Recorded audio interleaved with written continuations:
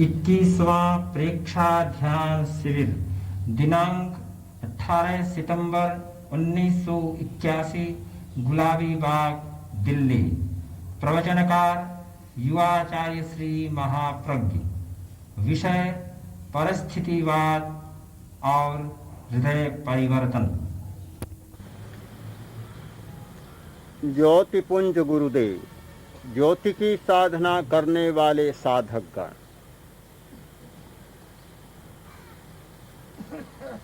हम ज्ञात और अज्ञात इन दोनों के मध्य में जीते हैं। एक हमारा ज्ञात मन है और दूसरा हमारा अज्ञात मन है। कुछ जानते हैं और बहुत नहीं जानते। एक कहानी है, राजा था, बीमार हो गया। वैद्य बुलाए, चिकित्सा कराई, ठीक नहीं हुआ। एक वैद्य आया, उसने निदान किया, निदान सही हुआ, दवा दी, राजा स्वस्थ हो गया। एक पथ्य था, आम नहीं खाना है, और कहा वर्तमान में ही नहीं, भविष्य में भी आपको कभी आम नहीं खाना है। जिस दिन आम खा लिया, बीमारी फिर प्रकट हो जाएगी। यदि स्वस्थ रहना है, बीमारी से बचना है, तो आम से बचना होगा। निर्देश देकर वैद्य चला गया। राजा बहुत स्वस्थ था। एक दिन अपने मंत्रियों, सहयोगियों और कर्मचारियों के साथ राजा उद्यान यात्रा के लिए निकला। उद्यान में गया। आम का मौसम था। सारे वृक्ष आम से भरे हुए थे, लद रहे थे, झुक रहे थे, और वे पके आम, अच्छा रंग और बहुत मीठी मीठी सुगंध। राजा का मन ललचाया, आमों के नीचे जाऊं। तत्काल नहीं, मुझे नहीं जाना चाहिए। एक और वह आकर्षण आ रहा है और एक और भीतर से कुछ निरोध आ रहा है। राजा हटकर चला। थोड़ी देर में फिर मन ललचाया और सोचा कि आमों के नीचे जाऊं, आम की छाया में जाकर बैठूं। मन हुआ दूसरा कि नहीं जाना चाहिए। केवल राजा का मन ही ऐसा नहीं हुआ, हर आदमी का मन ऐसा होता है। कौन व्यक्ति है जिसके मन में ये दो प्रकार की धाराएं न आती हो? एक मन कहता है कि खाऊं, दूसरा मन कहता है कि नहीं खाऊं। खाना है, नहीं खाना है। एक मन कहता है कि मुझे बहुत अच्छा रहना है, किसी से लड़ाई झगड़ा नहीं करना है, बड़ा शांति का जीवन बिताना है। तो दूसरा मन कहता है क्यों नहीं, सामने वाला लड़ता है तो मुझे क्यों नहीं लड़ना चाहिए, सामने वाला गाली देता है तो मुझे गाली क्यों नहीं देनी चाहिए। ये कहाँ का तर्क, ये कहाँ का न्याय कि सामने वाला व्यक्ति तो जो चाहे सो करता चला जाए और मैं मौन रहूं। क्या मैं मोम का बना हुआ हूं? क्या मिट्टी का बना हुआ हूं? मिट्टी का तो नहीं हूं, मोम का तो नहीं हूं। सामने वाला मेरे साथ छेड़छाड़ न करे तो मैं भी न करूंगा, और वह करता है तो मैं क्यों न करूं। इस प्रकार के विरोधी विचार आदमी में पैदा होते रहते हैं। तब आदमी के मन में एक चिंतन उठता है कि मन कितने हैं, कितने मन है। एक मन कहता है ये काम करूं और दूसरा मन कहता है कि वह काम करूं। एक मन कहता है कि ये काम करूं तो दूसरा मन कहता है कि ये काम न करूं। कितने मन हैं? शायद हर व्यक्ति के मन में ऐसा प्रश्न उठता होगा और हर व्यक्ति यह सोचता होगा कि कितने मन है पता नहीं लगता, पता नहीं लगता। बहुत मन है आदमी के। बिल्कुल अहिंसा के मार्ग में चलने वाले व्यक्ति के मन में कभी कभी विचार आ जाता है हिंसा करने का, और बिल्कुल हिंसा के मार्ग में चलने वाले व्यक्ति के मन में कभी कभी विचार उठ जाता है अहिंसा का। हिंसा के मार्ग पर चलने वाला अहिंसा की बात सोच लेता है, अहिंसा के मार्ग पर चलने वाला हिंसा की बात सोच लेता है।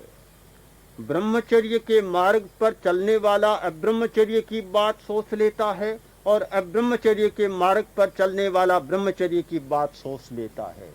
कितने विरोधी भाव हमारे मन में पैदा होते रहते हैं। सहज ही प्रश्न होता है कि आदमी के मन कितने हैं पता नहीं लगाया जा सकता।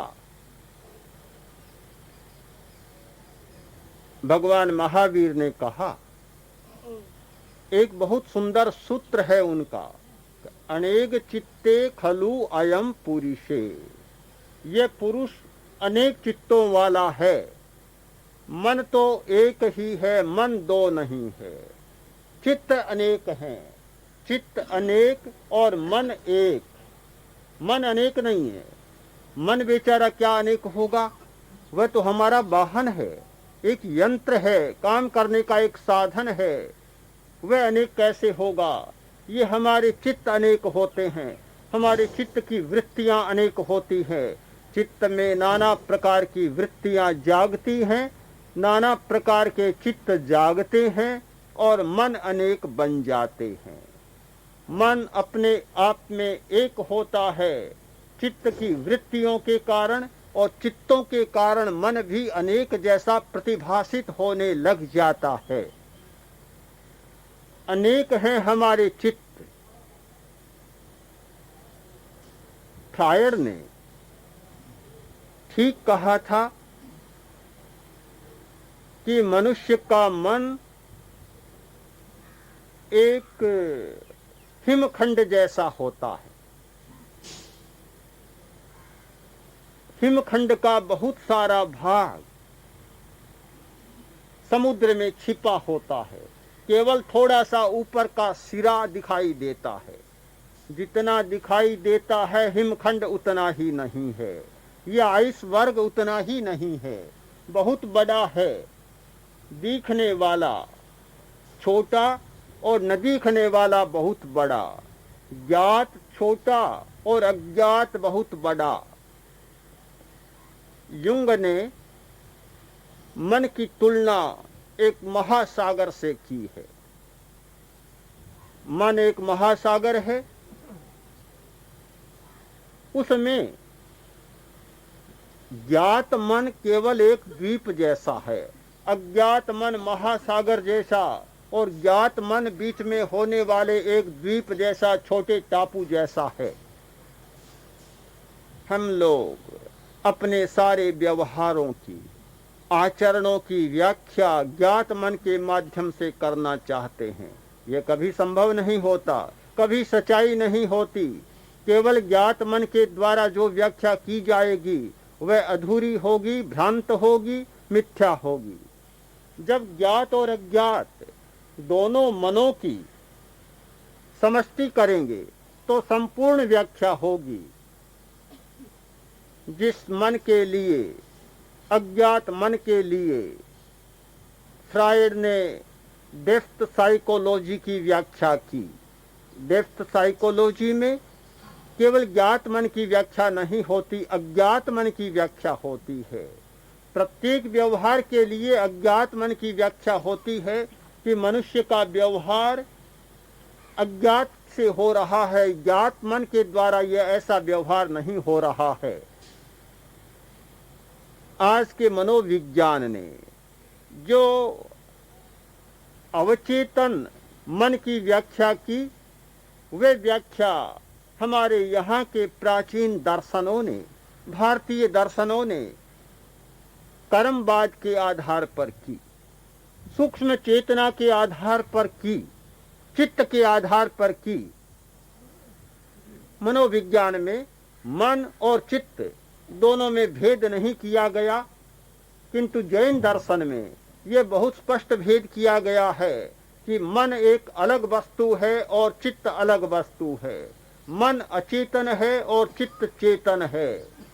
मन ऊपर का हिस्सा है जो चित्त का स्पर्श पाकर चेतना जैसा प्रतीत होता है, और चित्त हमारे भीतर की सारी चेतना का प्रतिनिधित्व करता है।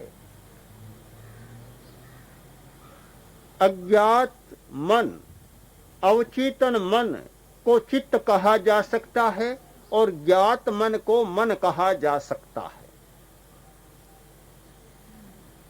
राजा के मन में यह विरोध चल रहा था। एक मन कहता था कि आम के ओर जाऊं, दूसरा मन कहता था कि न जाऊं। ये एक बड़ा जटिल व्यवहार होता है जहाँ दो विरोधी विचारधाराएं एक साथ एक व्यक्ति के मन में पैदा होती है, और ये बहुत सताती है, बहुत व्यक्ति को परेशान करती है कि एक मन एक बात कहता है, दूसरा मन दूसरी बात कहता है और तीसरा मन तीसरी बात कहता है। बड़ी समस्या पैदा होती है। इस व्यवहार की व्याख्या केवल ज्ञात मन के आधार पर नहीं की जा सकती। राजा के अंतःकरण में, उसके चित्त में अव्रत था, अविरति थी, आकांक्षा थी। आकांक्षा की प्रेरणा हो रही थी कि अच्छा देखूं, अच्छा सूंघूं और अच्छा खाऊं। ये प्रेरणा बहुत गहरे से आ रही थी, बहुत भीतर से आ रही थी। और जो ज्ञात मन था वह यह निर्णय दे रहा था कि वैद्य ने मना की है कि आम नहीं खाना है, तो फिर मुझे क्यों आम के पास जाना चाहिए। काफी देर तक संघर्ष चला, आखिर ज्ञात मन विजयी हुआ। राजा के पैर आम के पेड़ों की ओर बढ़ चले। मंत्री ने कहा, महाराज आप कहाँ जा रहे हैं? आपको वहां नहीं जाना है। आप कैसे जाएंगे वहां? अच्छा नहीं है। जिस गांव में जाना हो उस गांव का रास्ता भी नहीं पूछना चाहिए। जिस दिशा में नहीं जाना हो उस दिशा में हमारे कदम नहीं बढ़ने चाहिए। इधर चले, बहुत बढ़िया बढ़िया वृक्ष, उनकी ठंडी छाया में बैठेंगे। राजा बोला, मंत्री तू भी अतिवाद कर रहा है। बहुत लोग अतिवादी प्रवृत्ति में चले जाते हैं। ये अतिवाद नहीं होना चाहिए, हमें मध्यम मार्ग से चलना चाहिए। वैद्य ने कहा आम नहीं खाना, कहाँ खा रहा हूँ, खाने कहाँ जा रहा हूँ? क्या वैद्य ने यह भी मनाही की कि आम की पेड़ की छाह के नीचे भी नहीं बैठना है? यह तो मनाही नहीं की है। तो फिर क्यों मुझे रोक रहे हो, क्यों टोक रहे हो? मेरे कदम आगे बढ़ रहे हैं, तुम मुझे पीछे सरका रहे हो। चलेंगे। अब मंत्री का काम तो परामर्श देना था, समझाना था। न माने तो आखिर तो स्वामी तो राजा था, मंत्री बेचारा क्या कर सकता था। राजा चला और देखा एक बहुत बढ़िया आम, बहुत गहरा घना छाया हुआ आम, आमों से लदा हुआ। राजा जाकर बैठ गया। ठंडी छाया, कैसा अच्छा लगता है। तुम तो मुझे मनाही कर रहे थे, देखो कितनी गहरी छाया। दूसरे पेड़ों की इतनी गहरी छाया नहीं होती, आम बड़ा गहरा होता है, बड़े पत्ते बड़े बड़े होते हैं। क्या ये छोटे छोटे नीम के पत्ते इतनी गहरी छाया बेचारे कर पाएंगे?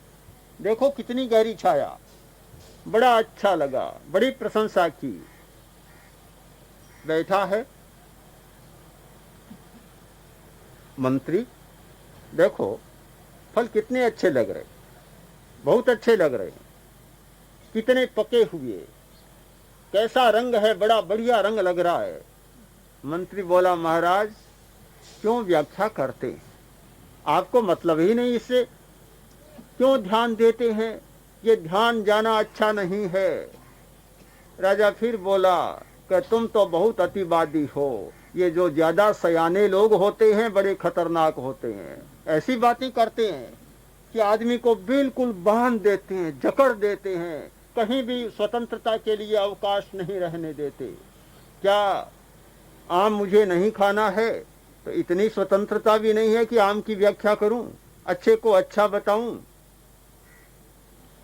क्या यही परतंत्र हो गया मैं, इतना तो नहीं होना चाहिए। क्या करे, बैठा है, गुणगान कर रहा है, बातें कर रहा है, और भीतर ही भीतर में एक तरंग उठ रही है कि देखो क्या हो गया, आज जी भर कर आम खा लेता, पर ये सारे के सारे मनाही कर रहे हैं। अरे यही नहीं, ये बाहर का मंत्री नहीं, ये दूसरे लोग नहीं, पता नहीं क्या हो गया, मेरे भीतर से भी एक आवाज आ रही है कि आम नहीं खाना है। ये और संकट पैदा हो गया। बहुत बार लोग कहते हैं अंतर की आवाज है, भीतर की आवाज है, आत्मा की आवाज है। ये कहाँ की आत्मा की आवाज है? ये हमारी भीतर में डाली हुई आवाज है जो बाहर फूट पड़ती है। राजा बड़े द्वंद्व का अनुभव कर रहा है। योग ऐसा बना, राजा बैठा है, पालथी मारे, दाल पक आम बिल्कुल पक गया। अब पकने के बाद तो उसे छूट जाना चाहिए। कच्चा हो तब तक तो पेड़ पर रहना चाहिए, पकने के बाद छूट जाना चाहिए। हर व्यक्ति के लिए यह होता है, कच्चा हो तब तक तो जुड़े रहना चाहिए, पक जाए तब छूट जाना चाहिए। कच्चा आम टूट जाता है तो निकम्मा हो जाता है, पककर टूटता है तो दूसरों के लिए उपयोगी बन जाता है। एक आम टूटा, वृंत स्लथ हुआ और सीधा राजा की गोद में आकर पड़ा। राजा ने उठाया, उठाकर और देखने लगा। मंत्री ने हाथ पकड़ा कि महाराज आप क्या कर रहे हैं? अरे खा थोड़ा ही रहा हूं, मैंने तो बुलाया नहीं, बिना बुलाया आ गया। अब बिना बुलाया कोई अतिथि आ जाए तो क्या धक्का दिया जाए उसको? बुलाए न बुलाए तो व्यक्ति की इच्छा की बात है, पर बिना बुलाए जो आ जाए, क्या मेरा ये काम होगा कि फेंक दूं उसे? मैंने कुछ भी नहीं किया, तुम साक्षी हो। मैं उठा नहीं, मैंने आम तुड़वाया नहीं, गिरवाया नहीं, पर अपने आप टूटकर आकर मेरी गोद में गिरा। तुम्हारी गोद में तो नहीं गिरा, तुम्हारी गोद में गिर जाना चाहिए था, पर तुम्हारे मन में आम खाने की भावना है, तुम्हारी गोद में नहीं गिरा। मुझे नहीं खाना है तो मेरी गोद में गिरा। तुम इस नियम को नहीं जानते कि जो आदमी चाहता है उससे हर वस्तु दूर भागती है, जो नहीं चाहता है उसके आसपास अपने आप आ जाती है। ये तो दुनिया का नियम है। मैंने तो इस सार्वभौम नियम का पालन किया, मैंने चाहा नहीं, अपने आप टूटकर मेरी गोद में आकर गिर गया। नहीं खाऊं, पर क्या देखने से भी रहा, सूंघने से भी रहा।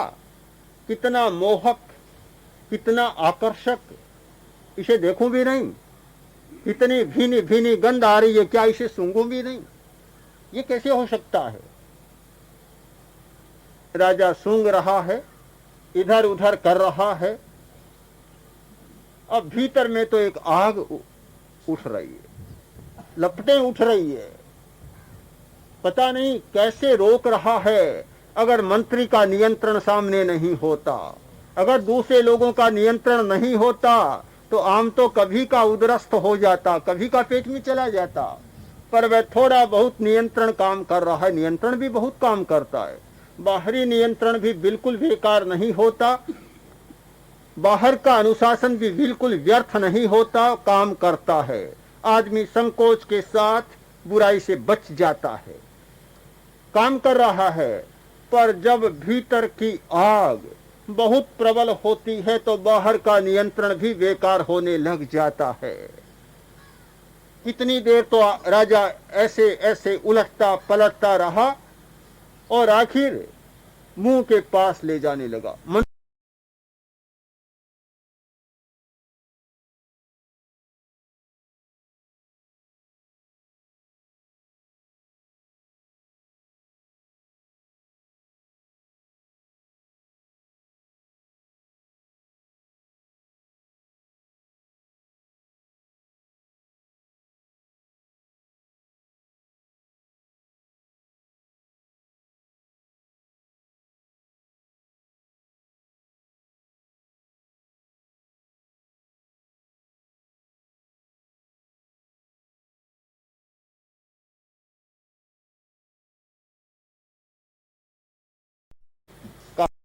लंबी है, आगे बढ़ती है। हमें कहानी से पूरा मतलब नहीं, हमारा मतलब इतना ही है कि मन की ये विरोधी धारणाएं, विरोधी प्रवृत्तियां हमारे सामने आती हैं और व्यक्ति बड़ा उलझन में फंस जाता है। क्या करूं, किस मन की बात मानूं? पहले मन की बात मानूं, दूसरे मन की बात मानूं या तीसरे मन की बात मानूं? जैसे एक आदमी भाषण देता है, 3 भाषण देता है। पहले तो कुछ सोच समझ कर आता है कि मुझे क्या बोलना है। एक तो पहले का भाषण, तैयारी का भाषण है, दूसरा बोलते समय का भाषण है, और तीसरा ये बात कहता तो और अच्छा रहता, ये बात छूट गई, ये बात मुझे कहनी चाहिए थी। तीसरा बाद का भाषण। एक पहले का भाषण, दूसरा मध्य का भाषण और तीसरा बाद का भाषण। वैसे ही हमारा चिंतन भी 3 प्रकार का होता है, 3 नहीं और ज्यादा होता है। मन न जाने कितने प्रकार का होता है। पहले एक प्रकार का मन होता है, बाद में दूसरे प्रकार का मन होता है। शायद प्रातः काल एक प्रकार का मन, मध्याह्न काल में दूसरे प्रकार का मन और सायंकाल तीसरे प्रकार का मन। रात के पहले पहर में चौथे प्रकार का मन, सोते सोते 5वें प्रकार का मन और जागते जागते 6ठे प्रकार का मन। यह तो बहुत मोटा विभाग मैंने कर दिया। 6 प्रकार का नहीं, 1 घंटा में इतना चक्का घूम जाता है कि घंटा में 100 प्रकार का मन बदल जाता है। कभी कभी सुबह मन होता है कि आज उपवास करूं तो बहुत अच्छा है, मन होता है उपवास करने का। जैसे ही 11 बजते हैं, रसोई की गंध आने लगती है और कोई न्योता आ जाता है, निमंत्रण दे देता है कि चलो भोजन करें। वितर्क उठता है, उपवास करना तो था पर आज नहीं, कल ही देखेंगे। बस थाली के सामने आकर बैठ जाता है। मन इतना जल्दी बदल जाता है। ये जो सारी मानसिक अनेकाग्रता, मानसिक परिवर्तनशीलता, मानसिक चंचलता का प्रश्न है, विविधता का प्रश्न है। यह हमारे लिए एक मोड़ है। यहां से हम अज्ञात की खोज में प्रस्थान कर सकते हैं। यहाँ एक प्रश्न होता है और उस प्रश्न का समाधान अज्ञात में होता है कि यदि सब कुछ ज्ञात मन ही करता तो इतने प्रकार नहीं होते। ज्ञात के सिवाय भी कोई दूसरी दुनिया है, हमारी अज्ञात की दुनिया, और अज्ञात की दुनिया में जाकर खोजने पर हमारे व्यवहार की व्याख्या हो सकती है। मैं मानता हूं आज के मनोविज्ञान ने इस अज्ञात की खोज कर और उसकी व्यवहार की व्याख्या की है। एक प्रकार से आत्मा की दिशा में प्रस्थान कर दिया, स्थूल जगत से सूक्ष्म जगत की दिशा में प्रस्थान कर दिया। यदि मनोविज्ञान की यह व्याख्या नहीं होती, ये डेप्थ साइकोलॉजी का एक कंसेप्ट हमारे सामने नहीं होता, तो शायद हम केवल ज्ञात दुनिया की बात करते, जो दिखाई देता, जो दृष्ट है, ज्ञात है, श्रुत है, उस सीमा में हमारी सारी की सारी परिक्रमा होती। किंतु इस अवचेतन मन की मीमांसा ने आदमी को बहुत गहरे में ले जाकर उतार दिया। हिमखंड उतना ही नहीं है जितना तुम्हें दिखाई दे रहा है। ये द्वीप ही सब कुछ नहीं है। द्वीप एक महासागर के भीतर बना हुआ है, एक भूखंड है। इस महासागर में उतरने, इस हिमखंड के तल में उतरने के बाद हमारी सारी अवधारणाएं बदल जाती है। एक अवधारणा बनी कि आदमी वह होता है जैसी परिस्थिति होती है। आदमी अपने आप में कुछ नहीं होता, जैसी परिस्थिति वैसा आदमी बनता है। यदि परिस्थिति को काट दें तो आदमी की व्याख्या नहीं की जा सकती। परिस्थिति के माध्यम से मनुष्य की व्याख्या होती है, जैसी परिस्थिति वैसा आदमी। ये परिस्थितिवाद इतना हावी हो जाता यदि अवचेतन मन की अवधारणा हमारे सामने नहीं होती। अवचेतन मन की अवधारणा हमारे सामने है तो परिस्थितिवाद अति परिस्थितिवाद नहीं बन पाता। सब कुछ परिस्थिति के कारण होता है, यह हमारी धारणा टूट जाती है। मैं मानता हूं आदमी परिस्थिति से सीखता है। आदमी का विकास परिस्थिति के आधार पर होता है। सम्राट अकबर ने एक महल बनाया, उसका नाम रखा गया शीश महल। जंगल में बनाया, एक प्रयोग के लिए बनाया, परीक्षण के लिए बनाया। ये परीक्षण की बात, प्रयोग की बात कोई नहीं है, पुराने लोग भी करते आ रहे हैं। वहां 5-10 औरतों को रखा जो गर्भवती थी। उन्हें कड़ा निर्देश दिया गया, एक भी माता बोलेगी नहीं, परस्पर बातचीत नहीं करेंगी। कड़े निर्देश, कोई आदमी बोल नहीं सकता। बच्चे पैदा हो गए, कोई बोला नहीं, कोई बातचीत नहीं करता। बच्चे बढ़ते गए, 1 महीने के हुए, 1 बरस के हो गए, 2 बरस के हुए, 3 बरस के हुए, 5 बरस के हो गए। पर क्या? कुछ भी नहीं, केवल बस संकेत के सिवाय कोई भाषा नहीं, कोरा संकेत और कुछ नहीं। संकेत के सिवाय कुछ जानते भी नहीं। 50 वर्ष के भी हो जाएं और ऐसे वातावरण में रहें कि जहां सुनने को न मिले।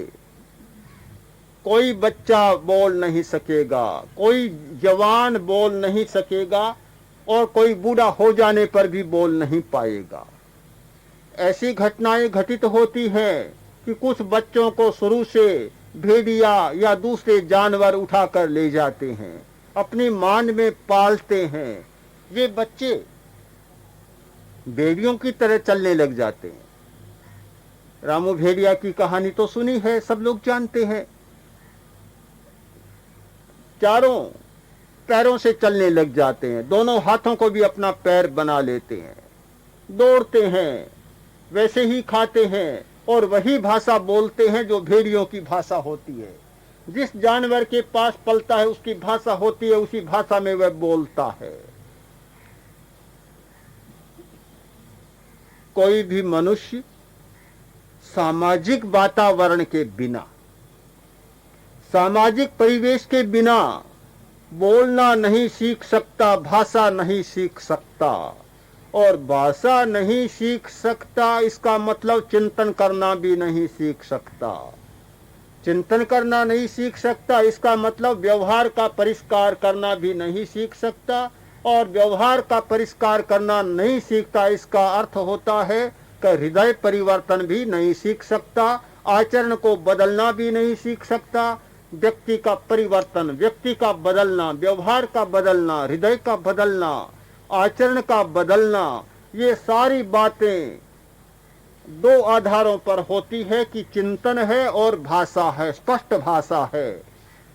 यदि भाषा का विकास किया होता तो आज गाय आदमी से पीछे नहीं रहती, भैंस आदमी से पीछे नहीं होती, शेर आदमी से पीछे नहीं होता। बहुत ताकतवर है, बहुत शक्तिशाली हैं। ये बैल, ये सांड, ये भैंसे इतने शक्तिशाली हैं कि आदमी उनके सामने कुछ भी नहीं है। ये हाथी और घोड़े ये शेर, चीते इतने शक्तिशाली हैं कि आदमी उनके सामने शक्ति की दृष्टि में कुछ भी नहीं है। पर हो गया ये कि बेचारों को भाषा नहीं मिली और बेचारों का भाष चिंतन नहीं मिला। भाषा नहीं मिली, चिंतन नहीं मिला, तब ऐसे के ऐसे रह गए। आदमी वातावरण से सीखता है, भाषा को सीखता है। जो सामाजिक वातावरण में जीता है, माताओं को बोलते देखता है बच्चा, जो अपने आसपास में बातचीत को देखता है, बोलने का प्रयत्न करता है। बोल नहीं सकता, फिर भी छोटा बच्चा बोलने के लिए बड़ा कसमसाता है, बड़ी सारी शक्ति लगाकर बोलना चाहता है। पर जब तक स्वर यंत्र पूरा विकसित नहीं हो जाता, पूरा काम करने नहीं लग जाता, तब तक बोल नहीं पाता। जैसे ही थोड़ा बड़ा होता है, एक एक शब्द को पकड़ना शुरू करता है और पकड़ते पकड़ते पूरा बोलने लग जाता है, पूरी भाषा को सीख लेता है। ये परिस्थिति के कारण, सामाजिक वातावरण के कारण व्यक्ति भाषा को पकड़ता है, शब्दों को पकड़ता है और भाषावान बन जाता है, सभाषक बन जाता है। दो प्रकार के प्राणी होते हैं, अभाषक और सभाषक। अभाषक जानता है पर बोल नहीं पाता, संवेदन करता है पर बोल नहीं पाता। सभाषक संवेदन करता है, जानता है और बोल भी देता है। एक जानवर की कोई चोट मारेगा, वह चिल्ला देगा, चिंचिया देगा, कुछ शब्द करेगा, पर कुछ भी नहीं कर सकेगा, कह नहीं सकेगा। और एक बिल्कुल छोटा प्राणी, चींटी है, उसे आप चाहे कितने कष्ट पहुंचाए, वह बोल भी नहीं सकेगी। हो सकता है इधर उधर सरक कर टलने का प्रयत्न करे। और एक छोटा प्राणी वनस्पति का जीव है, वह न तो बोल सकेगा, न इधर उधर जा सकेगा, अपनी संवेदना को प्रकट कर देगा और उसे पकड़ने के लिए हमारे पास कोई दृष्टि नहीं है। किंतु एक बच्चे को अगर आप चांटा जड़े तो वह रोएगा, चिल्लाएगा, प्रतिरोध भी करेगा और कह भी देगा कि ऐसा मत करो, ऐसा क्यों करते हो, मुझे क्यों मारते हो, क्यों पीटते हो। वह सब कुछ कर देगा, क्योंकि उसके पास स्पष्ट भाषा है और स्पष्ट भाषा है, इसलिए वह सोचता भी है, चिंतन भी करता है। वातावरण से सबसे पहला जो विकास का एक सूत्र मिलता है वह है स्पष्ट भाषा। सामाजिक वातावरण के बिना भाषा नहीं आ सकती। सामाजिक वातावरण के माध्यम से ही हमारी भाषा का विकास होता है। मैं मानता हूं कि परिस्थितिवाद व्यर्थ नहीं है। परिस्थितिवाद के बिना हमारे विकास की व्याख्या नहीं की जा सकती। मनुष्य की आज तक की सभ्यता, संस्कृति, ज्ञान, सीखना, इस सारी व्याख्या के पीछे एक परिस्थितिवाद बहुत बड़ा काम कर रहा है। दो बातें हैं, एक हमारा संवेदन और एक हमारा सीखना। प्राणी में दो बातें होती है, ज्ञान और संवेदन। संवेदन स्वाभाविक है, वह सीखा नहीं जाता। किसी व्यक्ति का चांटा जड़ा, बच्चे के जड़ा, किसने सिखाया था कि दर्द होगा। चांटा जड़ा, दर्द होगा। चोट लगाई और दर्द होगा, किसने सिखाया? किसी ने नहीं सिखाया। हमारे नाड़ी संस्थान की ऐसी व्यवस्था है कि जैसे ही कोई बाहर से प्रहार हुआ और दर्द की अनुभूति होने लग जाएगी, संवेदना होने लग जाएगी। ये संवेदना हमारी स्वाभाविक प्रक्रिया है, इसे सीखना जरूरी नहीं होता। जैसे बच्चे को सिखाया जाता है 1 2 3 4, ये पहाड़े सिखाए जाते हैं, गणना सिखाई जाती है, अंक सिखाए जाते हैं। क्या चीनी मीठी होती है यह भी सिखाया जाता है। चीनी खाने में मीठी लगती है, क्या बच्चे को सिखाया जाता है कि देखो ये चीनी खाओ और ये मीठी लगती है? सिखाने की जरूरत नहीं। जीभ पर चीनी आएगी और अपने आप मिठास का अनुभव होने लग जाएगा। और बच्चे तो इस मामले में बड़ों से आगे हैं। चीनी का स्वाद लेने में बच्चे जितने आगे हैं शायद बूढ़े लोग भी उतने नहीं हैं।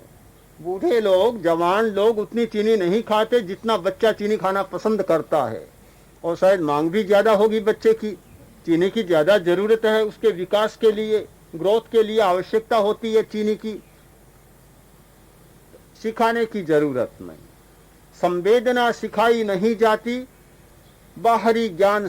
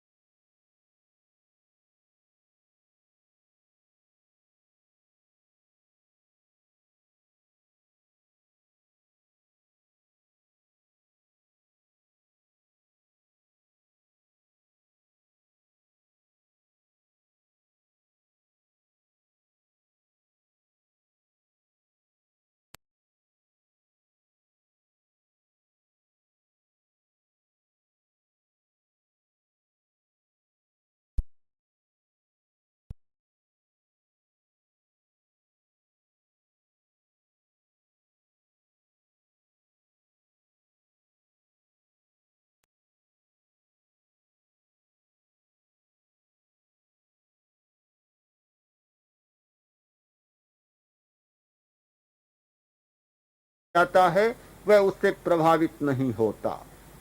आदमी भाषा सीखता है, भाषा के बाद लिखना सीखता